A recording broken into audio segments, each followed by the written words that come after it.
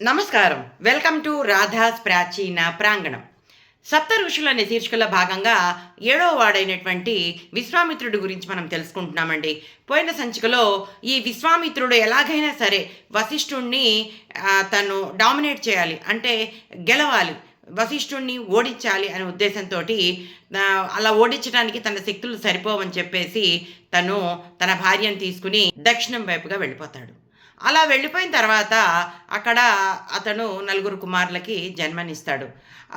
నిరంతరంగా విపరీతమైన కఠినంగా బ్రహ్మ గురించి తపస్సు చేస్తాడు. అయితే ఈ బ్రహ్మ ఇతడి తపస్సుకు మెచ్చుకుని ప్రత్యక్షమయ్యి నువ్వు రాజరిషి అయ్యావు అని చెప్పేసి దీవించి అంతర్ధానం అవుతాడు.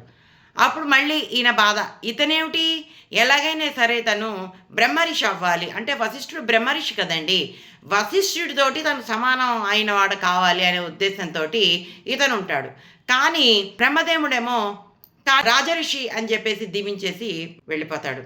ఇది ఇలా ఉన్న సందర్భంలో ఇక్ష్వాకు వంశపు రాజు అయినటువంటి త్రిశంకుడు అని ఒక మహారాజు ఉండేవాడండి.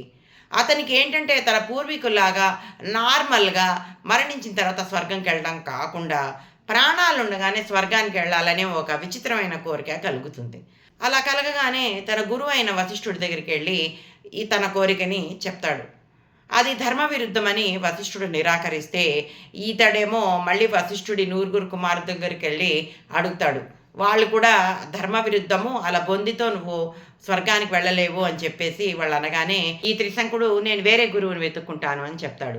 కోపగించినటువంటి వశిష్ఠుడి కుమారులు బ్రహ్మ రాక్షసుడి వైపు అని చెప్పేసి శపిస్తారు. అయ్యేసరికి ఈ మర్నాటికే ఇతని గొలుసులన్నీ ఇనప గొలుసులుగా అయిపోయి ఒక బ్రహ్మ రాక్షసుడిలాగా అయిపోతాడు. అదే ఆకారంతో అలా దక్షిణ దిక్కుగా ప్రయాణం చేస్తూ ఉంటాడు.